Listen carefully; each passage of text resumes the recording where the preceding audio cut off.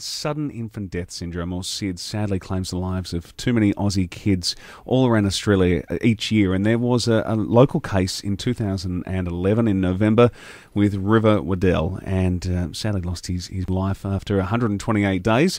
An organisation and a fun run has been set up, but to tell us more about it, the parents of River, Alex Hamilton and Carl Waddell, a very good morning to you both. Thanks for coming in. Good morning, and we're very sorry for your loss. Just the most tragic of circumstances. Your son just 128 days old, and it must be hard to relive the moment. But for parents that are listening and parents-to-be, can you just perhaps take us through those moments and perhaps what this death of River through SIDS has taught you? Sure. So River was 128 days, as you said. On the night of the 6th of November, I put River to bed, as always, in his cot. He was perfectly fine. He was a happy, bright little boy. Put him to bed expecting to be woken up in the middle of the night for his feed, as I always was.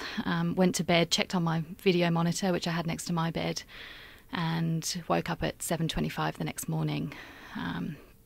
Looked at the monitor and couldn't see him. Thought maybe my mum had gone and picked him up. Carl had got him and ran into his bedroom, and he'd rolled out of the way of the monitor and had been gone for about 6 or 7 hours. So there were no signs. He wasn't unwell. There was no, nothing at all. We just had his 4-month check with the maternal health nurse. They were saying how great he was doing. He was he was a big boy.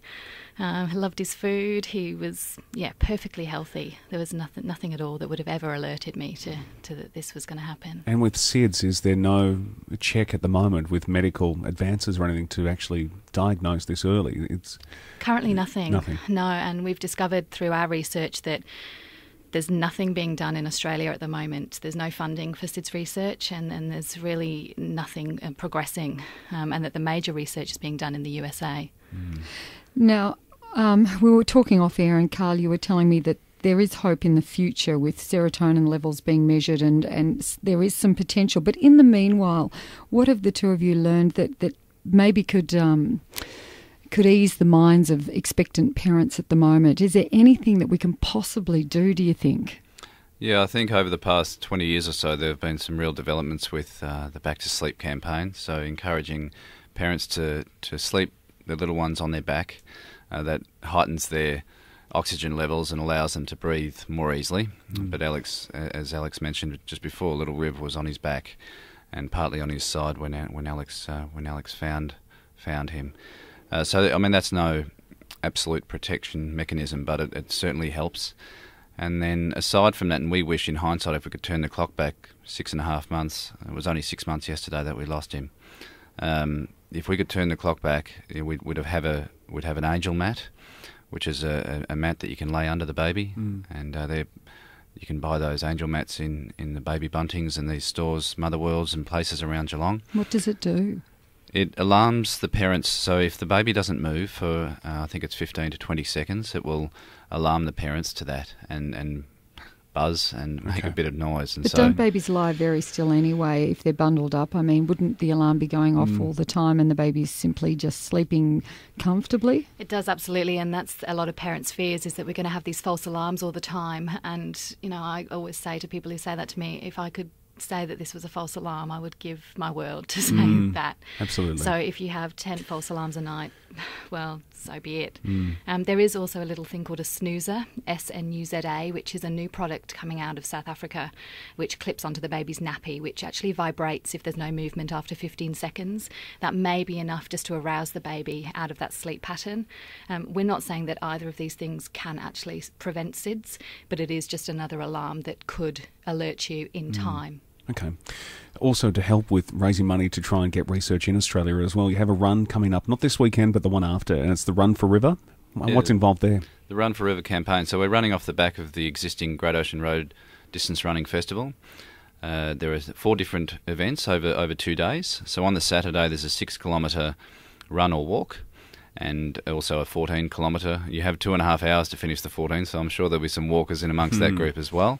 And it's great. This year they've introduced a 1.5-kilometre kids gallop as well, so I'm sure there'll be a lot of mothers and fathers pushing their little ones around in prams and young tots getting around the streets of Apollo Bay. And so on the Saturday, we've got those events happening. And on the Sunday, the 2 longer events, the 23 kilometre, and that runs from Kennet River to Apollo Bay, and the 45 kilometre, the real big one, is from Lawn Pub to Apollo Bay, and it's becoming quite a big event on the world marathon map now. We've got I know that John Craven and the team at Caribou Publications who run the event, they've had Africans come out here for a number of years, so it's strongly contested, and some of Australia's best runners take part in the event. At the moment, for the Run for River, how many people do you have registered and signed up for the event? We've got between 100 and 150, which is just amazing. So Three Rivers Gift, which is our foundation that we've set up, we've established the Run for River campaign, and we've just had people coming on board that we've never met, and it's just been fantastic. So great. Yeah, we're just calling for more runners or people to donate, which would be fantastic as well. Awesome. Well, it's not too late to enter. How can people enter, Hayden? You can head to the website, which is riversgift.com.au. That's right. That'll just .com. Riversgift.com. And that'll just take you to our fundraising page, or you can go to Everyday Hero and put in Rivers Gift in there, and you'll see Run for River in there. Okay. And you'll see. Alex and Carl, thank you so much for coming in, sharing your story, and we hope that hundreds of people turn up for this event the following weekend. Thank you so much. Thanks, you. Hayden. Thanks, Paul.